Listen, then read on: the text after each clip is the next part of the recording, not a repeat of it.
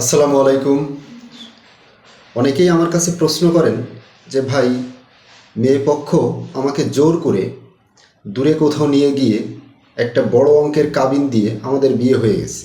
এখন আমি কি করতে পারি? তারা তো কিছু হলেই একটা সমস্যা সৃষ্টি করছে। জি ভাই, এক্ষেত্রে আপনাকে প্রথমে যেটা করতে হবে, যত দ্রুত সম্ভব, অ্যাজ সুন অ্যাজ পসিবল থানায় চলে যান এবং একটা অভিযোগ করেন। যদি অভিযোগে কাজ না হয় সেক্ষেত্রে আপনি কি করবেন? দেওয়ানি আদালতে ডিক্লারেশন শুট দায়ের করবেন।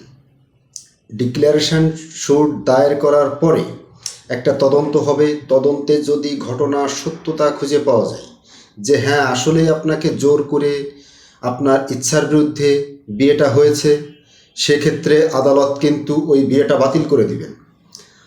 তাহলে বিয়েটা যখন বাতিল হয়ে গেল, আপনাকে ওই কাবিনের টাকাটাও আর দেওয়া লাগলো না। ধন্যবাদ। আসসালামু আলাইকুম।